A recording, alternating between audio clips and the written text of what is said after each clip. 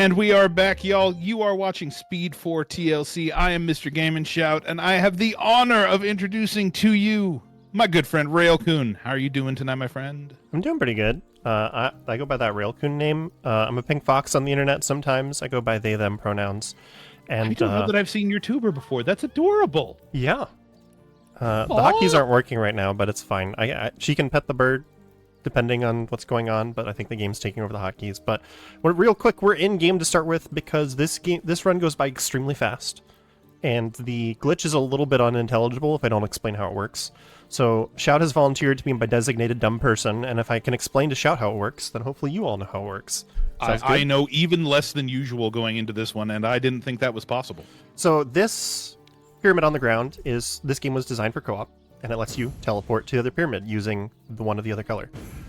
If I bring out the other character from hiding as a rock, if you pick it up, then it means that you can teleport to each other, or you can link together and drop it on the floor, and then both of you will teleport together as long as you're linked towards the pyramid.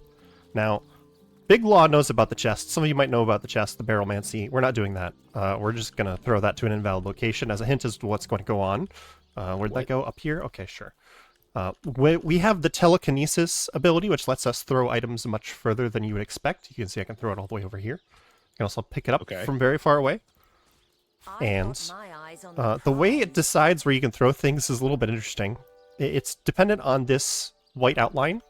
If it's got a white outline, I can throw it. If it's got a red outline, I can't.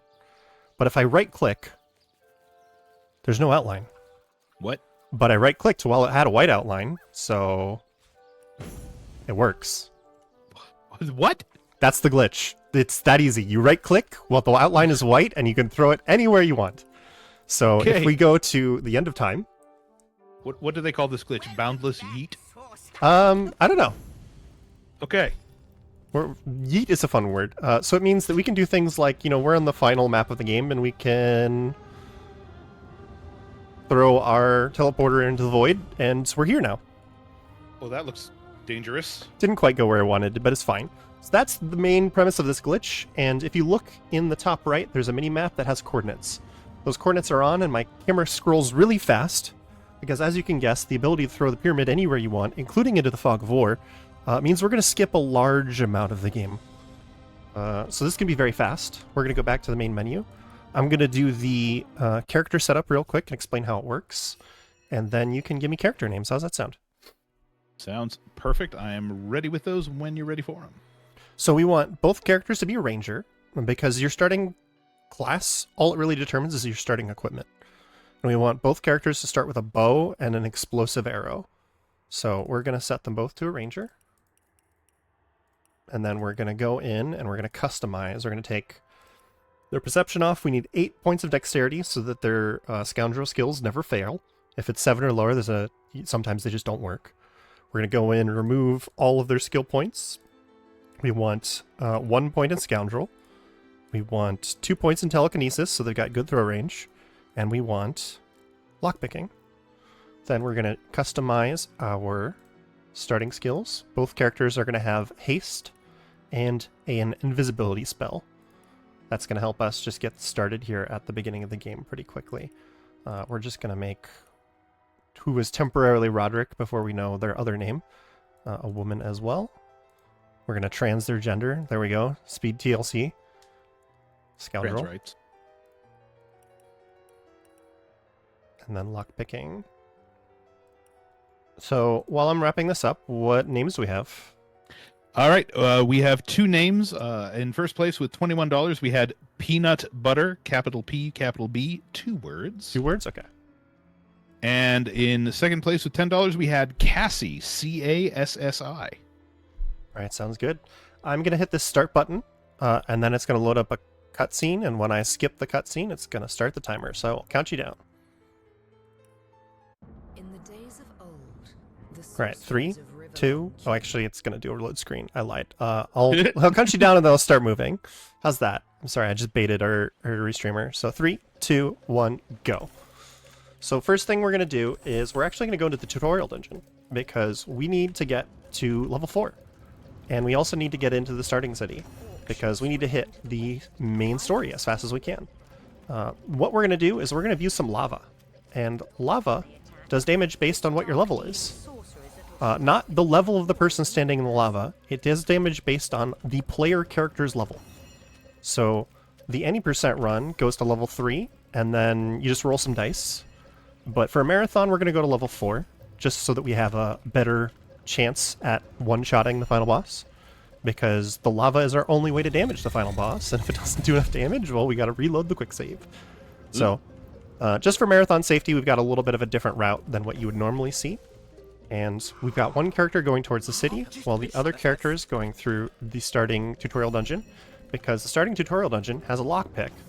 And there's a fight outside of the main city, and you're supposed to have probably explored and gotten a level and done a whole bunch of other things before you get there. But we're going to use invisibility to skip all that, and then instead we're going to send the lockpick to our first character, who is then going to pick the lock to the gate and just skip right into the city. We picked up a rain scroll on the way, because we need to collect a lot of efficient experience on the way.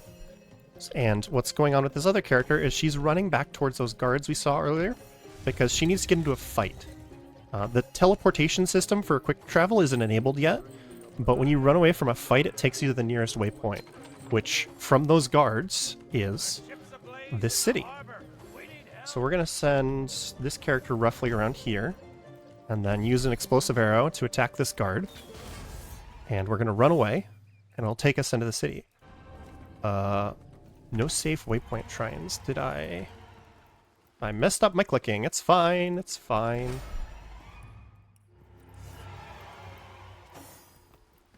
So she's going to go down here with the rain scroll. Why is that not going where I want it to go?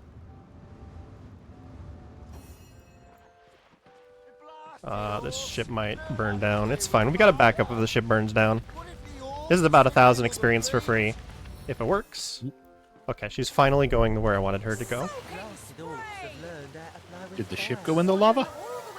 There we go. We got the ship in time. That's the big thing. We just want to get the ship before we trigger the main story, just for a free 1,000 experience. Usually it goes a little bit better than that, but doing this while talking is hard.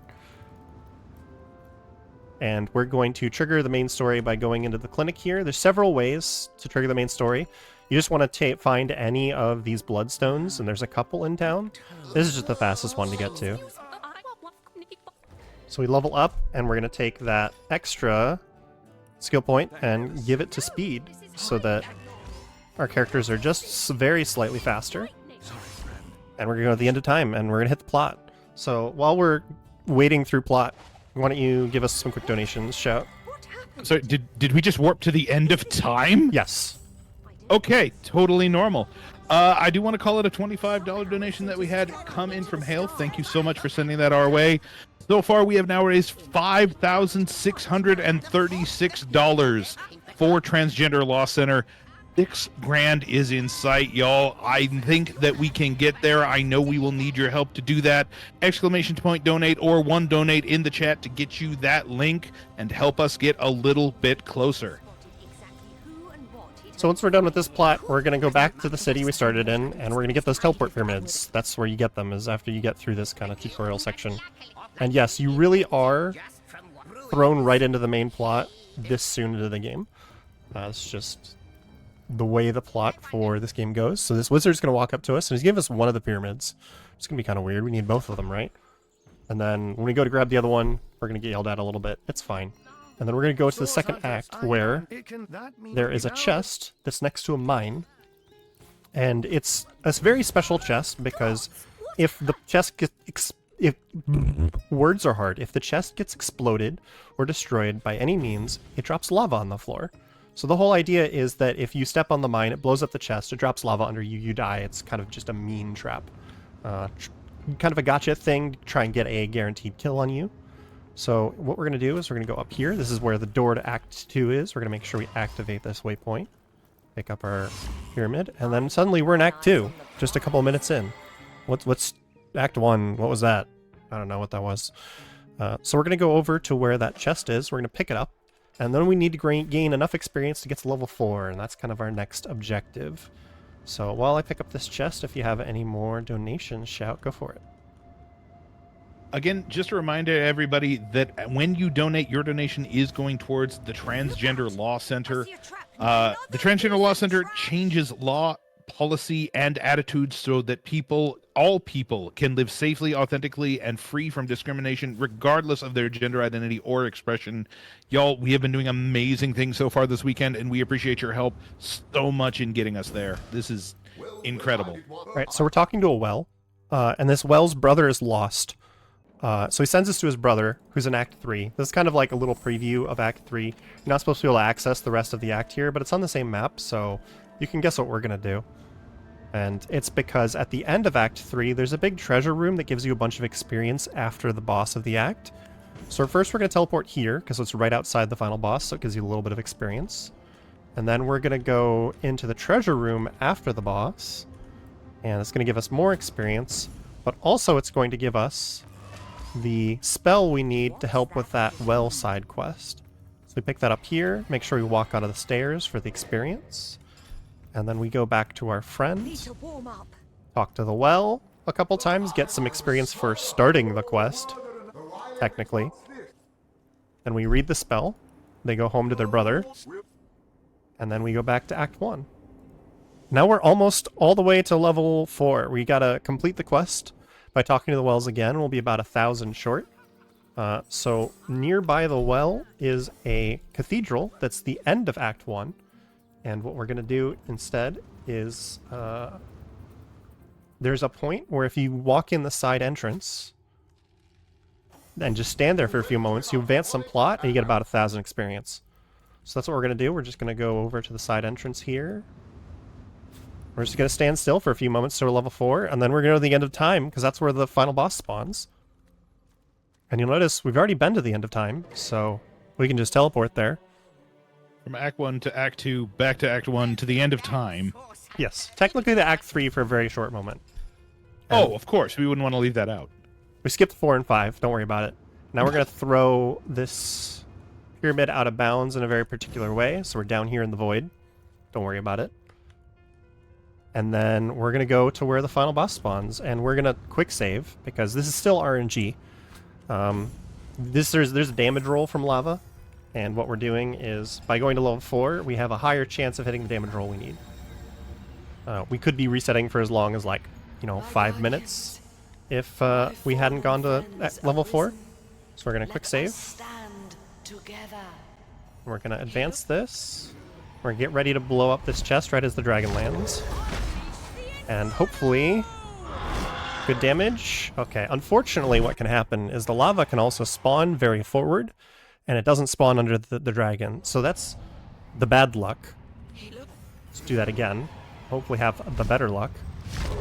We're waiting for the back legs to land before we shoot the chest. And it happened again. You see the lava's all in the front there, so it didn't spawn under the dragon. We're getting the marathon luck right now. It's great. Lava is not cooperating. We're looking for around 6,900 damage to one-shot the boss.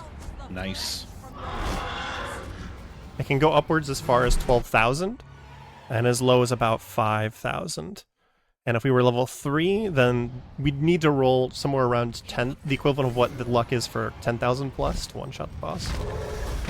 So if we could get the boss to take damage, that'd be really useful. This is not behaving. Is the lava just vanishing?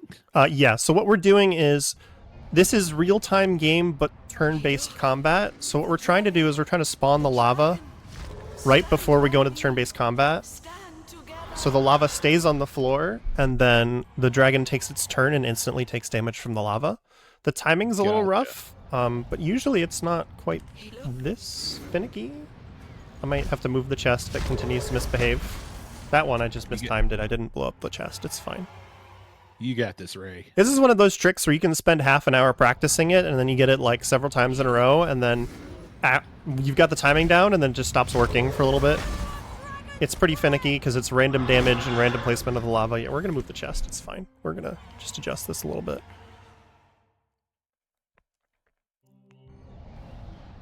This is why we quick save before we do the thing.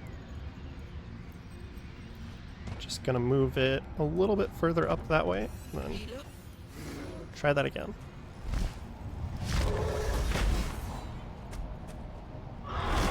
There we go. 11,000 damage. Ooh, spicy.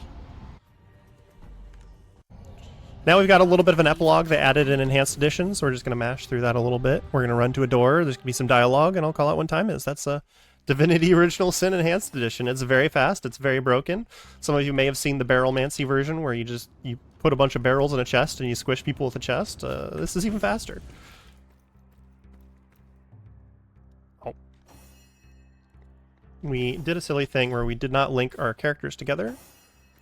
So it's fine, we can just give her the other pyramid, and suddenly she's here. So, what do you... It's okay, we almost left Cassie behind. Now we've got the final text, I'll call out when time is, and then I'll give my shoutouts. That's time.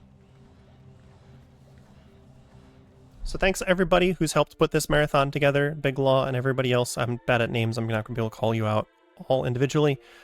This cause is very important, especially right now, and I just want to remind people that not only are events like this great, but please reach out to your friends and make sure your friends are doing okay. Group action is great, but also make sure the people around you are doing great.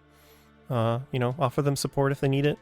And with all the things going on right now, you know, we got to stick together, make sure we're all doing okay. And I'm Relcoon. I don't really stream on my personal stream all that often, but you can check me out on the daily streams on Hotfix over on twitch.tv/Games Done Quick, where I run production for that 3 days a week. So thanks everybody, and we'll catch you later.